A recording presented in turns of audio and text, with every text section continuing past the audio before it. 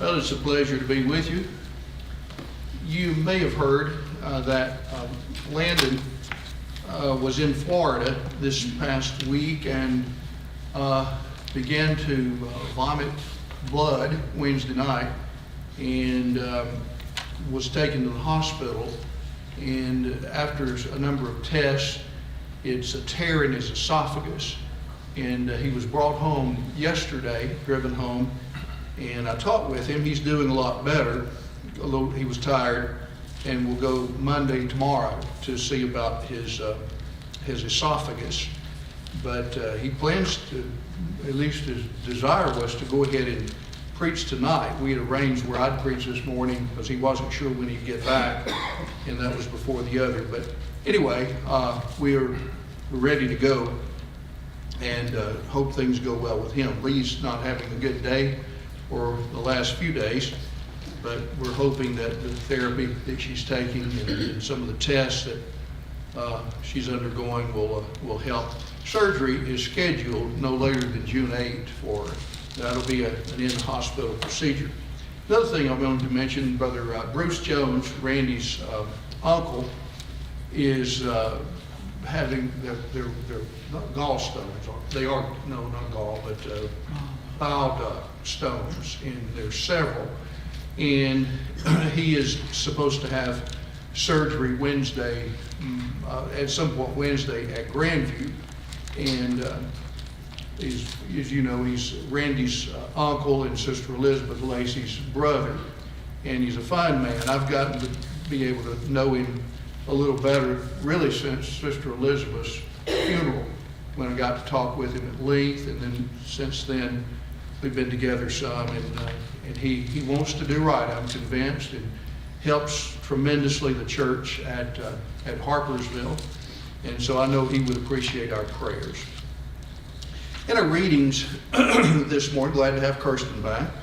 In our readings this morning from the 15th was Wednesday, the 16th through today would include number 75 through Judges 1 and 2.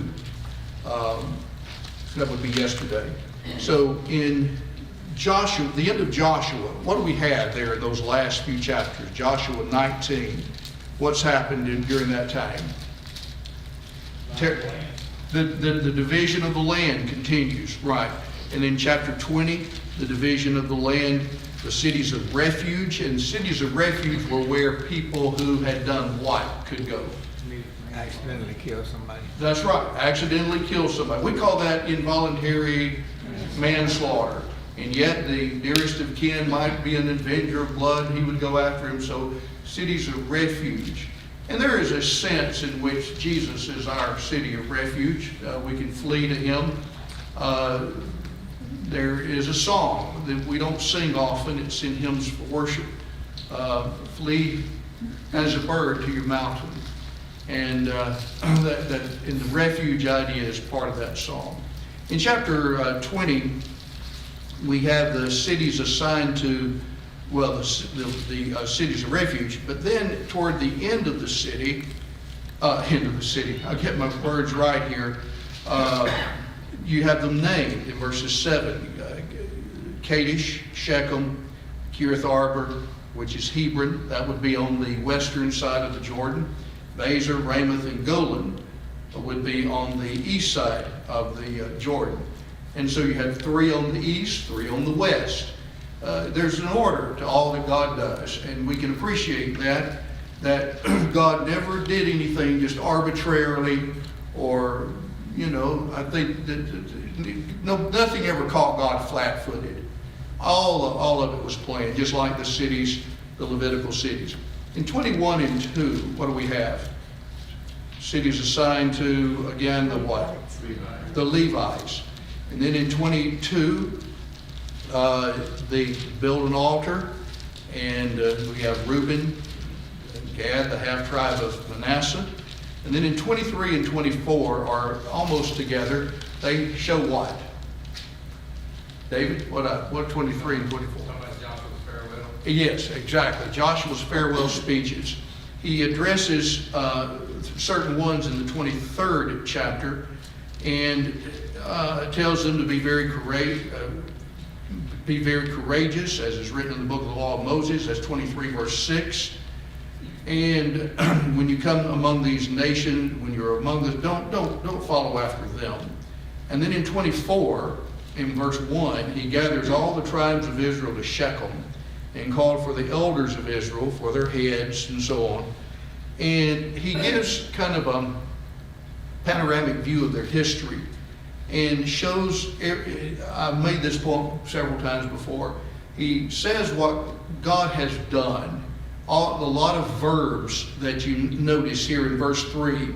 God, I took your father, I led, I multiplied his seed, I gave him Isaac. Verse 4, I gave Isaac Jacob and Esau. I gave Esau Mount Seir. Verse 5, I sent Moses, plagued Egypt, brought you out. Verse 6, I brought your fathers out of Egypt. Verse 7, put darkness between you and the Egyptians, brought the sea upon them, covered them.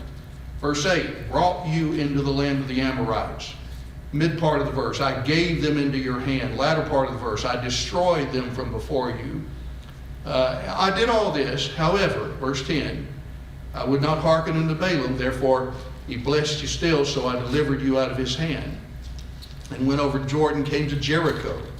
And then he gives the nations who were there, Amorites, Perizzites, Canaanite, Hittite, Girgashite, Hivite, Jebusite. I delivered them into your hand, and I sent the hornet. Verse 13, what they do? Gave you a land, right.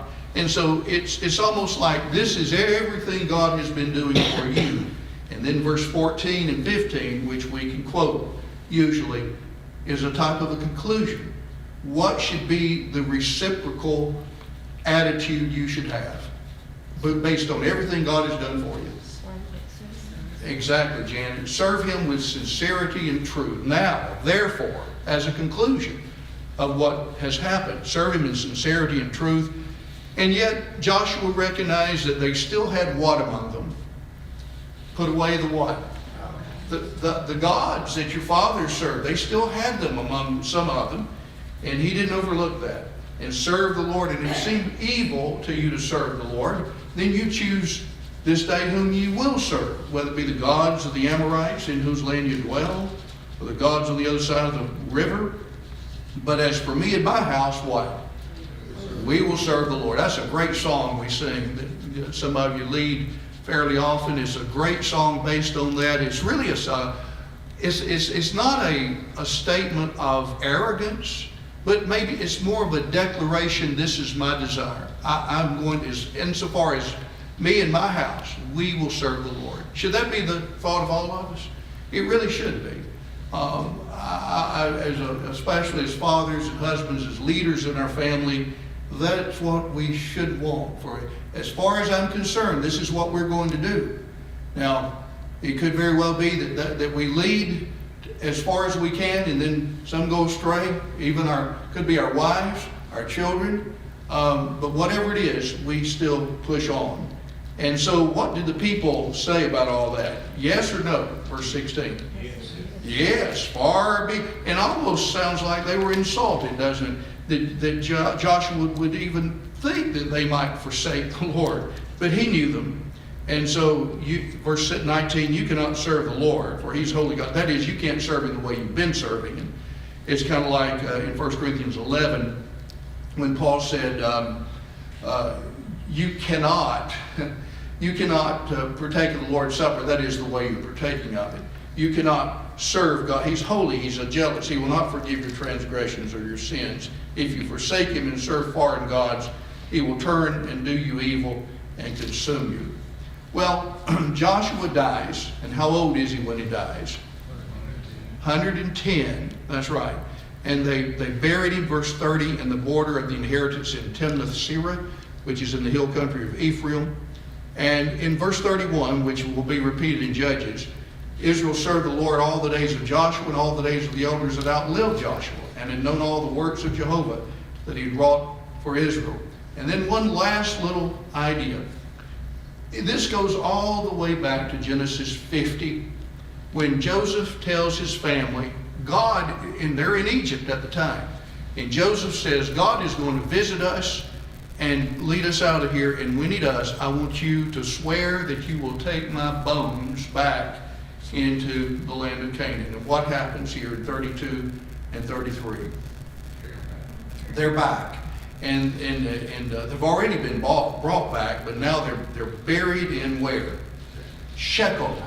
You tell me, I'm going to give you the verse. What is significant about the land they inherited right here, the burial of Joseph in Shechem, and Genesis 12, verses 6 and 7? That ought to give it to you. That was where God promised Abraham what? The land promise. The land promise.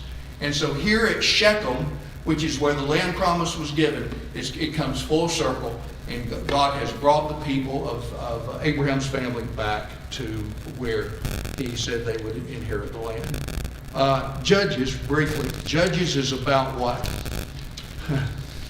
Guess what? The Judges. Yeah, Judges is about 350 years where the people, there's a cycle that we've talked about before. The people will apostatize and serve idols.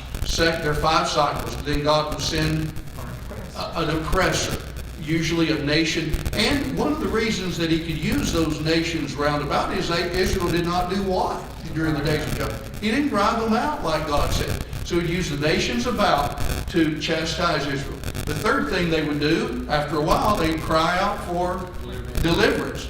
God would send then a judge, and then there would be a period, 20, 40 years of peace. It's just that cycle over and over. So in Judges,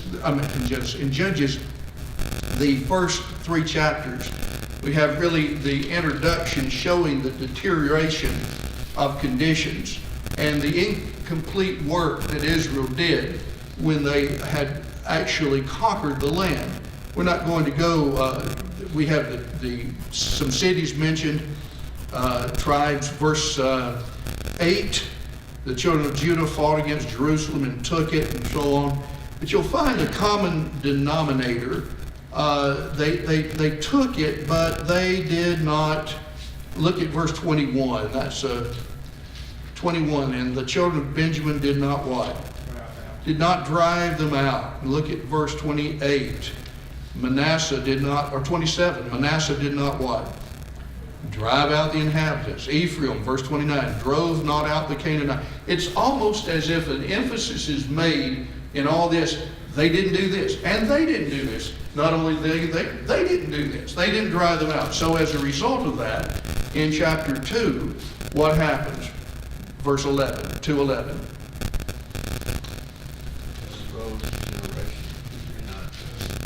Exactly. They forsook the Lord.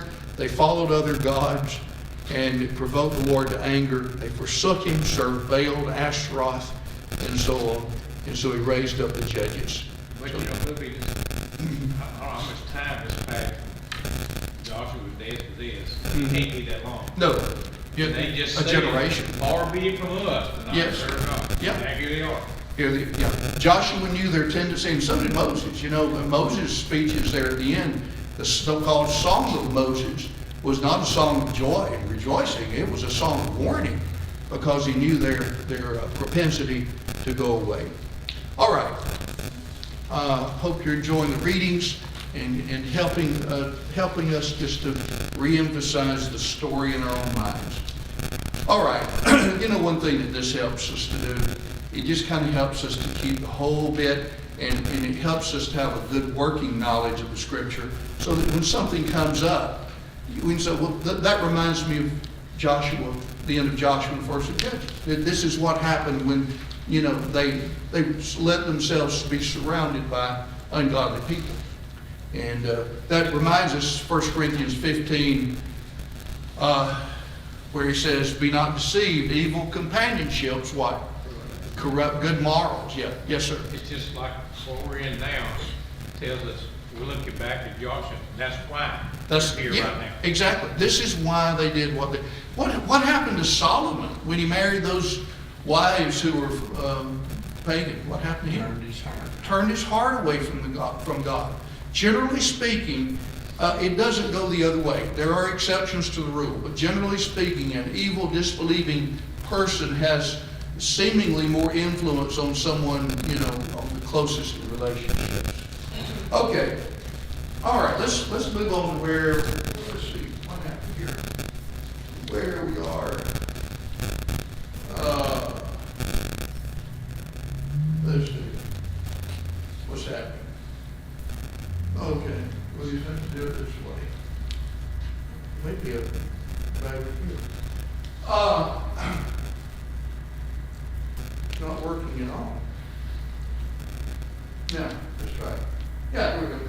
Okay, so where we've been in the life of Jesus, the years of preparation, the beginning ministry way down here in Judea, and then John has been in prison. Jesus goes up through Samaria, and we have the woman at the well, and early work up here at Cana, Nazareth, and then he makes Capernaum his home, and he performs a lot of what?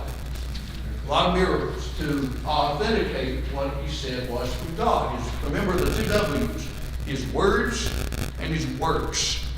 In Matthew 7, 28, 29, the last two verses of the Sermon on the Mount, y'all can quote.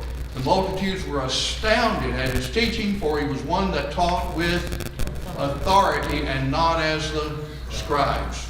And so, as a result of that, the miracles validated all that. And then we have, after the Sermon on the Mount, Jesus, the centurion servant, is healed at Capernaum. He raises the widow's son at Nain. Then Jesus has him with John. And then those cities where he had done so many mighty works, Bethsaida, woe unto thee, Bethsaida, woe unto thee, Chorazin, where the works done in thee were done in Tyre and Sidon, they would have what? They've still been here, yeah. And do you, Capernaum, think you'll be exalted to heaven? I tell you, you'll be cast into hell, for if the works done in you were done way down here in Sodom, it would have remained to this day. And so, yet he thanked those people, he thanked God rather, for those who did believe on him, and then the great invitation is extended. The feast given by Simon, the Pharisee, and the sinful woman anoints his feet. Then the second tour is summarized in Luke. And then we go to this busy day in Jesus' life, all around this area where there are just a number of things that he is doing on this one day. And we made the point in our connectors here that show that all of this was going on the same day. Either it will say, and at that time, or on that day. It makes it very clear. All right, so let's go to Matthew, the 12th chapter. This is where we were this past Wednesday night. And we talked a little bit about in verses 38 through 45. And we answered the questions on the bottom of page 65 and the top of page 66. After Jesus had done this triple cure, and the Pharisees attributed his power to Beelzebub, then Jesus gives this answer where logically that's an impossibility. 4 arguments he uses. And then he says, you need to be careful what you say, because what you say originates in the heart. A good man out of the treasure of good things in his heart, an evil man. So by your words you'll be justified, by your words you'll be condemned. Well, then to make people, evidently other disciples who were following Jesus, think, well, they're not, we Pharisees are not as bad as he makes us look. He said, oh, teacher, we would see a what? A sign from you. And he says, an evil and adulterous generation seeks after a sign, and there's not going to be any sign given to it except the sign of Jonah the prophet. For as Jonah was in the belly of the whale for 3 days and nights, so will the Son of Man be in the heart of the earth. And then he talked about Jonah. Well, Jonah went to what city? Nineveh. So he transitions into that, and it uses 2 illustrations to show that this generation that to whom Jesus is speaking has all of these many blessings that others would have groped after, and they've done nothing with it. And so he says, the men of Nineveh repented at the preaching of Jonah, and a greater than Jonah is here. The men of Nineveh will stand up in judgment against this and shall condemn it. The second was the queen of the south shall rise up in judgment and shall condemn it, because she came from the ends of the earth to hear and see the wisdom of Solomon, and behold, a greater than Solomon is here. Then he illustrated how bad this generation was by giving the little parable of the unclean spirit. It's in a man, and then it leaves him, and he goes around looking for a place to, and then he comes back to the man, and how do they find him? It's empty, swept, and put in order. And basically, when the evil spirit was gone, hence when Jesus was able to come and cast out demons and bring his righteous presence among them, rather than accept it and be filled with it, they were rejecting it. And so in the parable then, when the evil spirit doesn't find a good place to lodge, he comes back and it finds the man empty, swept, and garnished. And so it goes and finds 7 others that are more wicked than himself. And so then Jesus concludes by saying, so it is with this what? This generation. The last state has become worse with them than the first. All right, so that brings us down to 46 through 50. And that's where we are right here. Jesus' mother and his brothers desire to speak with him. And we find it in Matthew, Mark, and Luke. Let's read these passages. Brother Charlie, why don't you read 46 through 50? Kirsten, why don't you read Mark 3, 31 through 35? And then Josh, where are we? Luke 8, 19 through 21. Okay, let's just read them, and I'll do very little interrupting maybe. Okay, Matthew 12. While he was still speaking to the crowds, behold, his mother and his brothers were standing outside seeking to speak to him. Someone said to him, behold, your mother and your brothers are standing outside seeking to speak to you. But Jesus answered the one who was telling him and said, who is my mother? Who are my brothers? And stretching out his hand toward his disciples, he said, behold, my mother and my brothers. For whoever does the will of my Father who is in heaven is my brother and sister and mother. All right, turn to Mark, the 3rd chapter. Mark 3, 31 through 35. Kirsten? And his mother and his brothers came, and standing outside, they sent to him and called him. And a crowd was sitting around him, and they said to him, your mother and your brothers are outside seeking you. He answered them, who are my mother and my brothers? And looking around at those who sat around him, he said, here are my mother and my brothers. Whoever does the will of God, he is my brother and sister and mother. All right, thank you. And then Luke's account. Josh, Luke 8, 19, 20, and 21. Then his mother and brothers came to him and could not approach him because of the crowd. It was told him by some who said, your mother and your brothers are standing outside, desiring to see you. But he answered and said to them, my mother and my brothers are these who hear the word of God and do it. All right, good. It seems like Jesus' emphasis was on the spiritual family, wasn't it?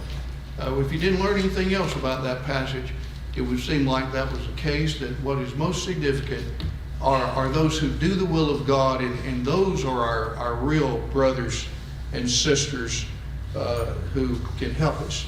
All right, got some questions on the bottom 66. All these events are occurring in Capernaum or close by. And you remember, if you go back to the account in Matthew 12, that is the passage. Again, we want to keep our minds alert when we're reading for little connectors. While he was yet speaking to the multitudes, well, the multitudes would included who in verse 38? The Pharisees. And if you look backward to verse 23, the multitudes would even included those who thought Jesus was the son of David. So you've got disciples, people who were maybe there investigating and hearing Jesus and are learning. You know, they're open-minded. And you have the closed-minded, the Pharisees. So you got to have a Duke's mixture, eclectic mixture of all these people. And so A, all of these events are occurring. What was Jesus within for his family to be without? A house, yeah. What did Jesus' mother and brethren want? Evidently a what? Anybody? To speak to him, yeah. There is an indication that some make, if you'll look at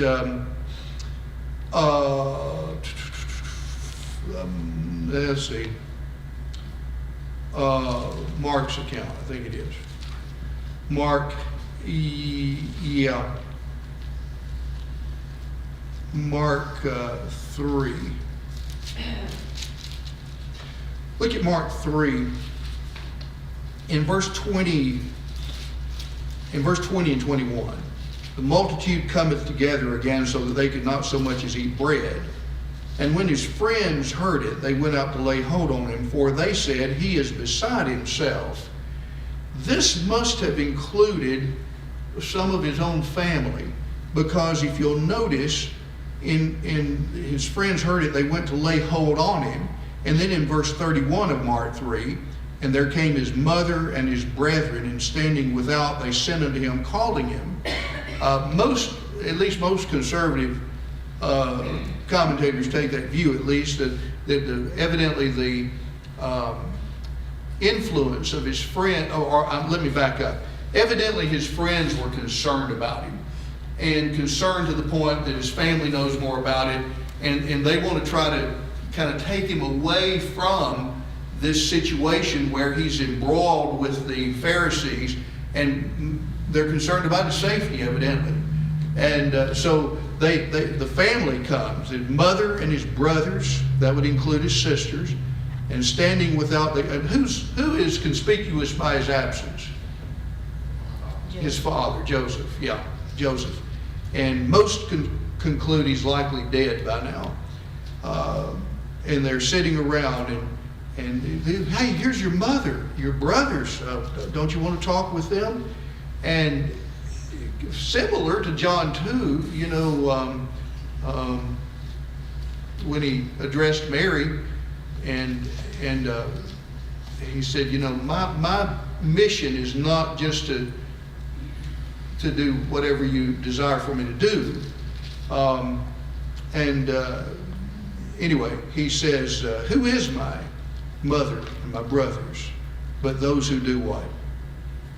The will of God. Verse 35. Okay, so B, on my question, what did Jesus' mother and brethren want? At least to do what? To speak to him. What is required to be in the king's family? Well, that's a gimme. Doing the will of God, yes. What family, and I just answered that a moment ago, what family member did Jesus omit in verse 50? That's Matthew's account. And why would he omit that member? All right, who is it that he's omitting? Joseph. And why would he, all right, when he said, who is my mother and my brother and my sister? Did he have fleshly mother? Yeah. Obviously. Did he have a fleshly father? No. He had a, we might say an adoptive father, but he did not have who actually was responsible for Mary conceiving? The Holy Spirit, Luke, the 1st chapter. So the Spirit is responsible for begetting Jesus, and then Mary is responsible for carrying Jesus and then giving him birth. And when he said, in using the physical parallel, who is my mother and my brothers and my sister? He would not have said, okay, who's my father and my mother, because he did not have a physical earthly father in the sense biologically speaking. And so he would have been, yes, sir. Jesus never speaks of Joseph as his father. Right, When exactly. he says my father, he's talking About God, exactly right. Good point. All right, I mentioned in the note under D, much of this recent study has come from Matthew 12. This chapter records Jesus' enemies, the Pharisees, advancing on him in reference to 2 charges: violating the Sabbath and casting out demons by the power of Beelzebub. In the supposed cases of Sabbath violation, Jesus showed the Pharisees utter hypocrisy and adherence to tradition over Mosaic law.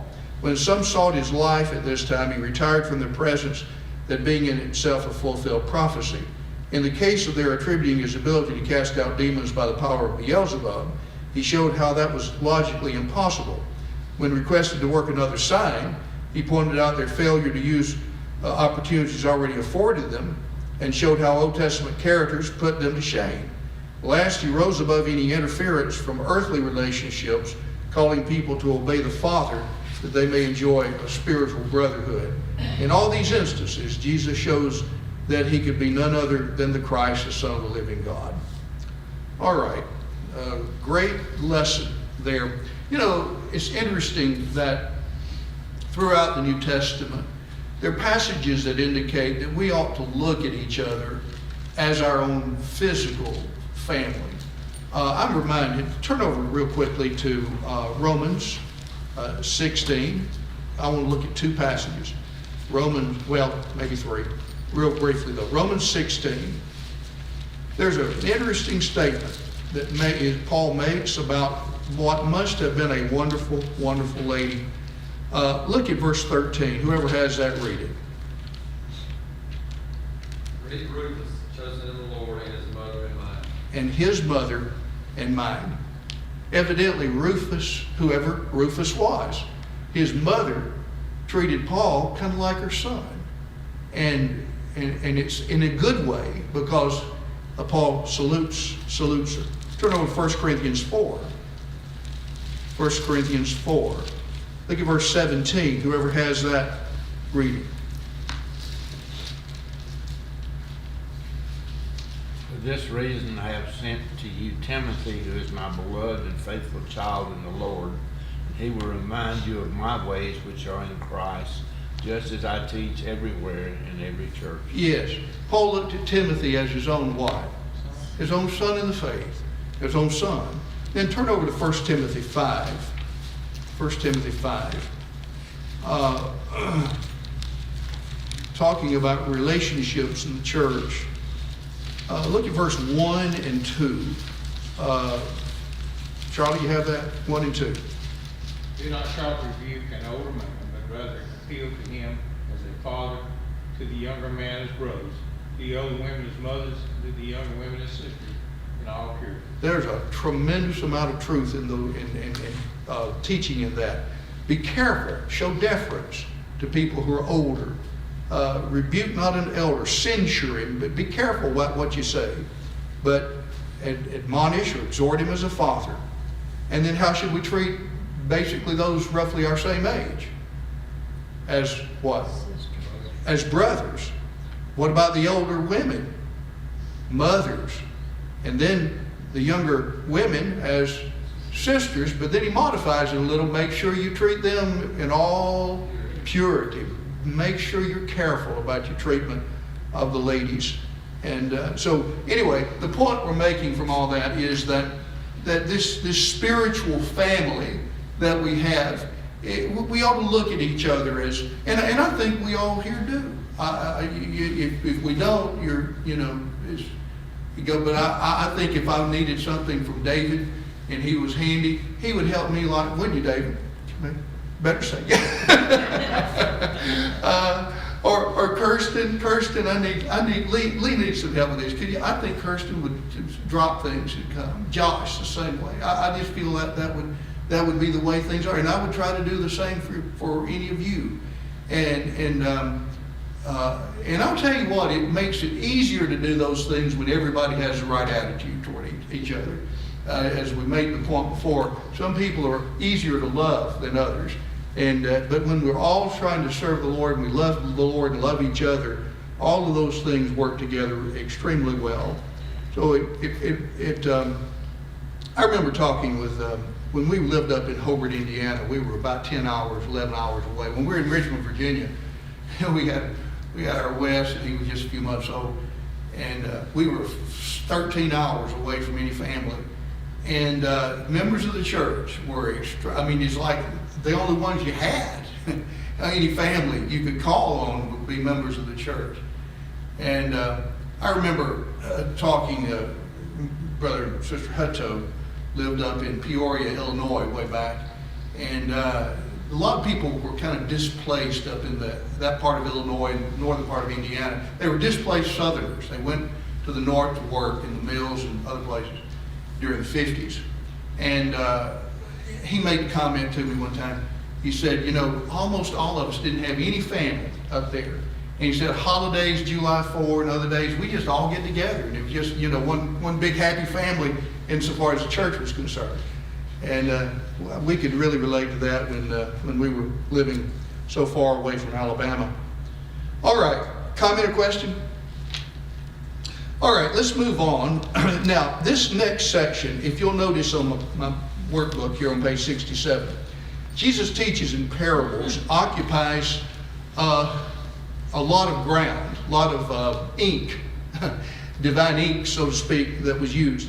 The better part of the 13th chapter of Matthew, and it's a long chapter, the better part of Mark 4, and parts of Luke 4 deal with this. There are 7 parables in Matthew 13. There's one in Mark not recorded in Matthew, and so when you put them together, there are basically 8 parables that Jesus speaks of. Let me read the note with you, and then we'll start on this. By this time, opposition to Jesus is growing. We've seen that. After Jesus gives the first parable, and that will be here in Matthew 13, his disciples ask why he teaches. Why do you speak in parables? Matthew 13, 11 through 13 gives the answer and should be considered in the light of earlier opportunities that Jesus gave people to believe in him as God's Son. Before this time, both believers and disbelievers had seen Jesus' miracles and had heard his teaching. He earlier chastised the disbelievers because of their failure to accept him when evidence abounded. Now Jesus' parabolic teaching would further divide believers from disbelievers. Those who saw, heard, and honestly believed would receive even more instruction through parables. Their understanding into the nature of the kingdom of heaven would be increased. But as to disbelievers, opportunities were withdrawn by the very method of teaching. The parables would mean nothing to very little to them. This is one of God's general laws. I'd like for us to look at Matthew's account first, Matthew 13. And I'll just scan over this, and then I want us to look at this question that the disciples raised, and then Jesus answered. If you'll notice in Matthew 13, 1 through 9, he gives the parable of what? Parable of the sower, that's right. And in verse 9, he ends it, he that hath ears, let him hear. And so in verse 10, the disciples came and said, why speakest thou unto them in parables?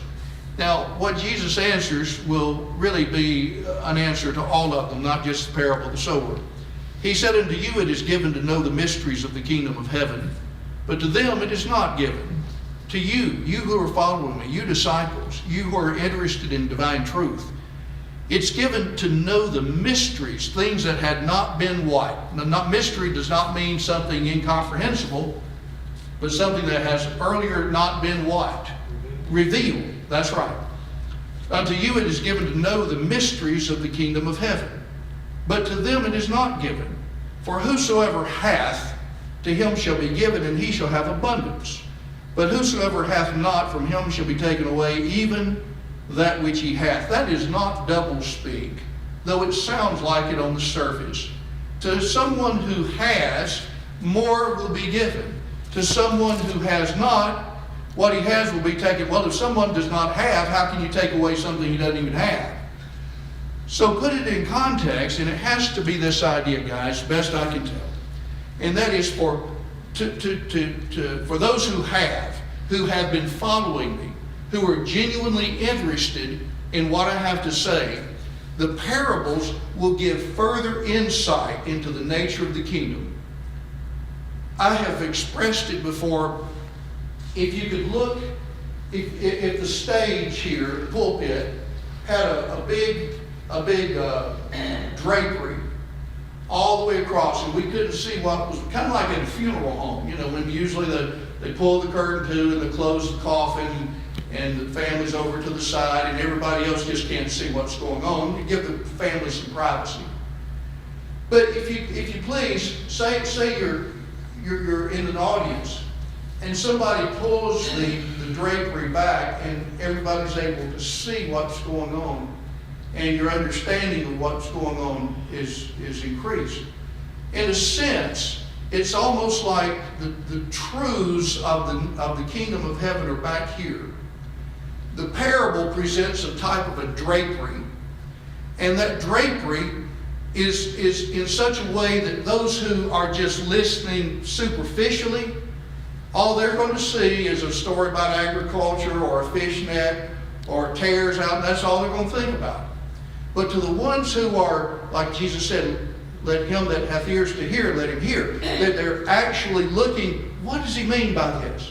What spiritual truth is there? It's as if the parables present a drapery that is opened and people can see beyond it and see the greater truths concerning the kingdom. So, when you put that passage together, he that hath, to him shall be given, and he shall have abundance. That is, those who are really seeking, they're going to abundantly have more truths concerning the kingdom. But to those who have not, they're not really that interested, to them it shall be taken away, even what they have. Jesus, speaking in parables, now will even shroud some of the truths that he had earlier been giving because of their hearts. Does that make sense? Does that make sense? That's the best I can do to try to explain that. So, keep reading here in Matthew 13, verse 13. Therefore speak I to them in parables, because seeing they see not, and hearing they hear not, neither do they understand. And unto them is fulfilled the prophecy of Isaiah, which saith, by hearing ye shall hear, and shall in no wise understand. Seeing ye shall see, and shall in no wise perceive. For this people's heart is waxed gross, their ears are dull of hearing, their eyes are closed, lest haply they should perceive with their eyes, hear with their ears, understand with their hearts, and should turn again, and I should heal them. He takes that from Isaiah, where Isaiah was talking to his own brethren who were, we would say, hardened. They were hypocritical. But then verse 16, but blessed are your eyes, for they see, your ears, for they hear. Jesus is drawing a distinction between the Pharisees and those true disciples who are wanting to follow him.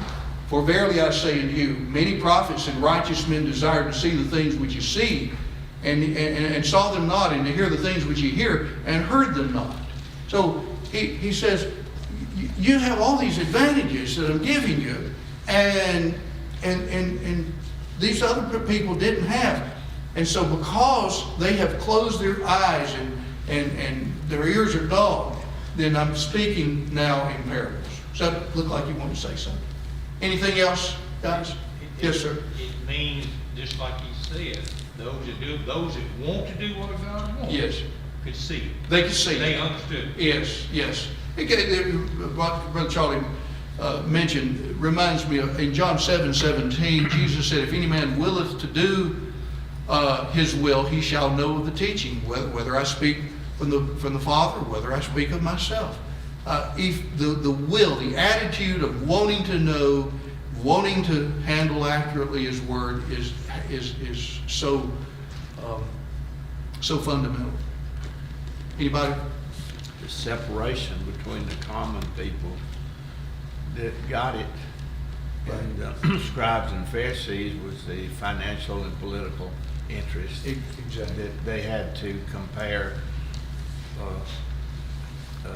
the new kingdom Yes. that Christ was preaching with the benefits Of the old, what they were a part of the of. Roman road. Yes, what they were enjoying. Yeah. Okay, Lord willing, we'll pick up with the parable of the sower and go on from there. Thank you for your help, guys.